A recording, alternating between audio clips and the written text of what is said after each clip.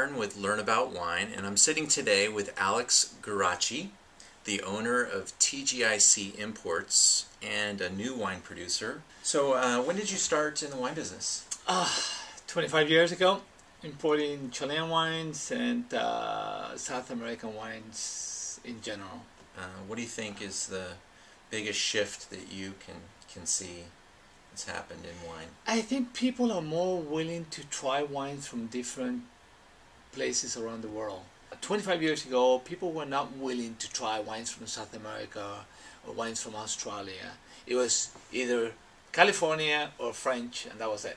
So what compelled you to starting your own line as well? Well, I think for one, I love California wines. I love Cabernet from Napa Valley and a good Pinot from the Russian River or Carneros, Sonoma Coast. The other piece is I've been a good friend of Paul Hobbs for many years. Okay. And so when I decided to maybe make some wines in California, I talked to Paul and I said, hey, what do you think about, can you make my wines? I like to make Cabernets.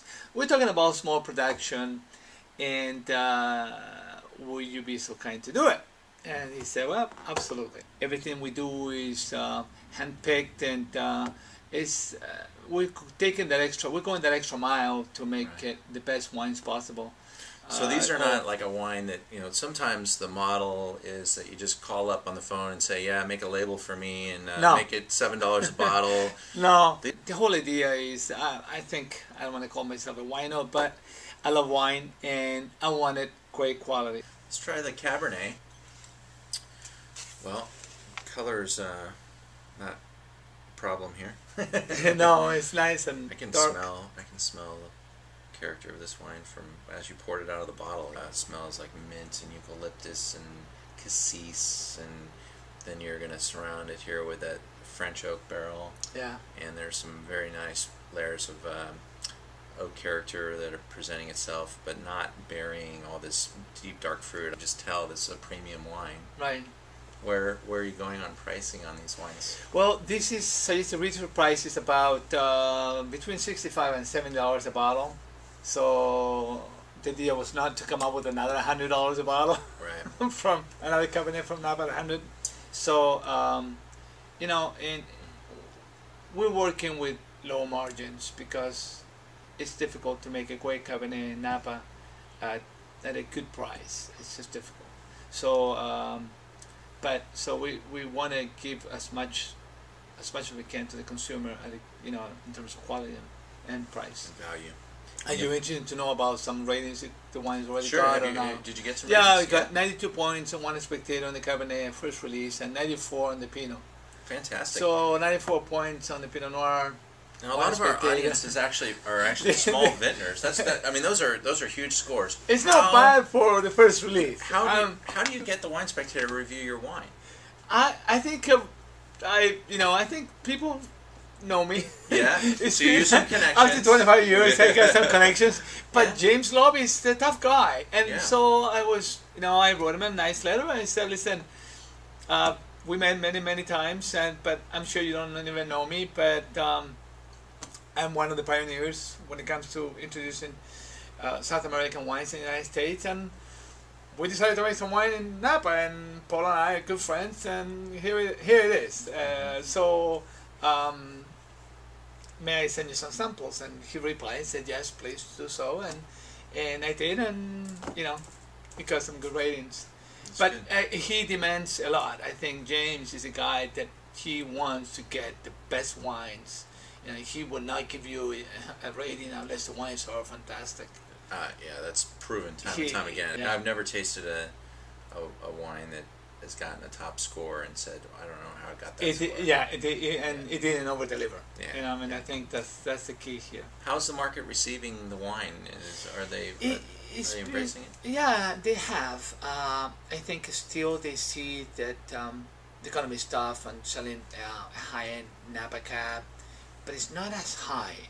And I think it over-delivers when we looked at price quality ratio. Yeah, it's been good, and basically now we're sold out. That's fantastic. It's a great place to be. Yeah. That's excellent. Yes, thanks. So, 94 points on the Cab, 94 on the Pinot. Right. And what was the price point on the Pinot? Pinot is about 40. 40, and the Chardonnay? It's 30. Oh. Yeah. Very good. And is there a way that people online could go and find these wines, maybe on your website? Yeah, or... they can go into Guarachi Family Wines. Okay. Okay. And then, anyway, there's some direct-to-consumer legislation coming down, and a lot of distributors are, going to, protect their self and their future by embracing this bill. But if the future of wine, I'm concerned about, small brands getting started, and a lot of small brands start small and they pay their bills by selling it direct to consumer, and then they get strong enough, they come to a guy like you. Yeah, right. If this bill gets passed, there might be a real, rush to market for brands to find a distributor, and that might be a short-term gain, but it might be a long-term problem with the development of brands. Have you been approached or heard much or talked to many people about the bill? No, I haven't, but I know because of the economy, there's a lot of wineries, small wineries that are hurting and looking for alternatives, better distribution. They're looking for someone that can pay attention to their brand, because nowadays with all the consolidations with distributors around the country, there's less distributors, and all those brands are with 1, 2, 3, maybe top 4 distributors, so they're not getting a lot of attention. So I think that to me looks like a bigger issue. They don't have a good avenue to sell their product. That's right. I mean, if there was a lot of distribution options, maybe that would be a different conversation. But right. It's almost a monopoly. It is. It is. I mean, other than you have Southern Wines and Spirits, you got Young's Market, you got Chalmers Sunbelt and Republic National, and that's it. Yeah, it's really when it comes to a couple niche players in every state, but it's a big concern. There is no doubt that going direct to consumers is a great avenue for some of these smaller wineries to sell their product. Yeah. And if that's cut off, they're gonna have trouble.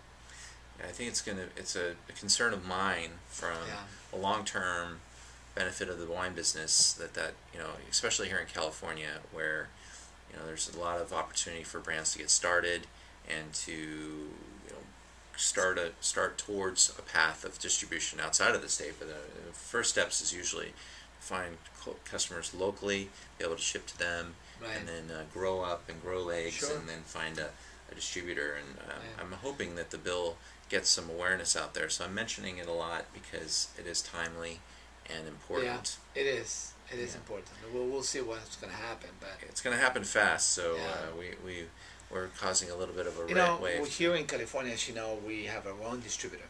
Because in the past, I used to have distributors selling my brands, and I was doing most of the sales. So one day I said, enough of that. I'll do my own, and we've grown to become now a mid-sized distributor in California. So we're always looking for great brands that need some help, that are lost in a large distributor. So, Any thoughts of growing your distributor into other markets? All I want to do first is a good job in California. that would be a big job. But we are a national import and sales and marketing company, because what we sell, what we import, and plus Guarachi and Napa Angel, we sell it throughout the United States. But in California, we're also a wholesaler. Right. And we do everything we import, what we produce in California, plus other domestic wineries and other importers. So, and we have a good, decent mid-sized distributor portfolio. Yeah, well, a lot of quality brands. And thank you. I think you take a lot of quality steps, and that's why you've been successful this far. And I think you're poised to really do well in the future. And there's a few people in the wine business that make a lot of things happen, and you can kind of keep going back to those people and see them making new things happen. And I think you're definitely a pioneer and a fighter, and I wish you the best for your brand. And I thank you for spending some time with Learn About Wine. Thank you, appreciate it. Thanks All for right. having me.